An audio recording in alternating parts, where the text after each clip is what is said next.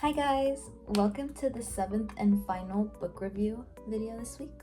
Today I'm going to be reviewing If Cats Disappeared from the World by Genki Kawamura. Genki Kawamura is a Japanese internationally best-selling author and movie producer.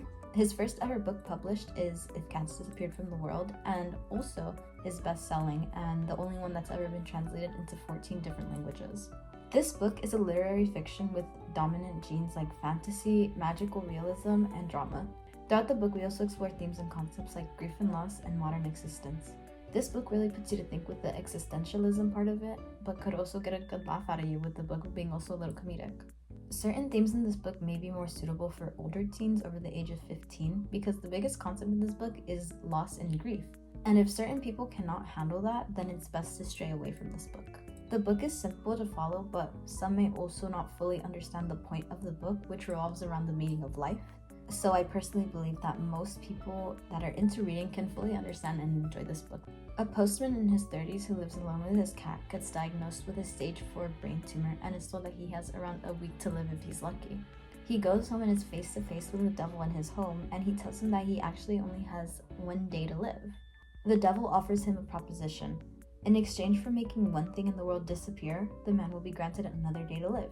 We then follow the man on the strangest week of his life. The book is structured into 7 different chapters, with each chapter being a day of the week, starting with Monday. I love the way this book was made because other than the week structure of the book, on the very first page we are told that what we're about to read is a letter and as well as his will and testament. I think this is such a creative way with the chapters, and the pacing is so amazing. It was so addicting and I couldn't put the book down when I had first picked it up. Going into this, I was expecting to experience some sort of existential crisis like right at the beginning of the book because of my research, but I was actually laughing at some of the events going on, so it wasn't as deep as I expected it to be at first. There were many comedic moments, but there were triple more sad moments in this book, and I realized all the reviews saying it makes you think about the meaning of life were correct. For my final rating of this book, I give it a 6 out of 5 stars, which literally breaks the scale. I genuinely have no words to describe how incredibly beautiful this book is. Everything about it is so spectacular and exceeded my expectations in pretty much every single way. I learned to be forever grateful for what you have. If Cats Disappeared from the World primarily talks about loss and how people have regrets about certain things once losing them. Never take advantage of what you have and always be grateful is my main takeaway from this book, which is really touching. Now for my final touches, they'll be right here. For a plot, I gave it a 10 out of 10. If Cats Disappeared from the World follows our unnamed protagonist that makes a deal with the devil to help him survive from his brain tumor. I've personally never seen anything this creative-wise with the plot, and I was literally glued to this book because I needed to know what was going to happen. The plot also revolving around one singular week is what I also think made the book so enjoyable. For writing and vocabulary, I gave it a 8 out of 10. The writing in this book was really nice, but it wasn't super outstanding. Nonetheless, the writing was good and there wasn't anything where I was physically cringing or anything like that, so I really loved it. For detail, I gave it a 9 out of 10.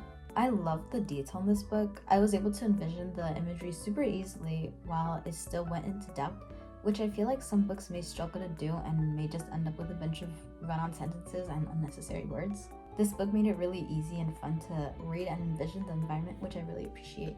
For characters and development, I gave this book a 10 out of 10. Even though the only character we go into depth with is our main character, everything about him was so perfect. From his reaction to finding out that he's gonna die soon to his sweet descriptions of his mom really made me connect with him. I love feeling for the characters in the book because I just feel like it makes me understand them more and makes me understand them better in the book. The protagonist is written in such a way that I felt every emotion that he was as well. His development and acceptance was also such a lovely thing to read. For the ending, I gave it a 10 out of 10. I want to talk about spoilers in this section, so here's your warning right here. Spoilers. As we know from the start, which may not be a spoiler, is that this book is a letter and as well as the main character's will and testament. So we know by the end of the story he's either going to be close to death or already there.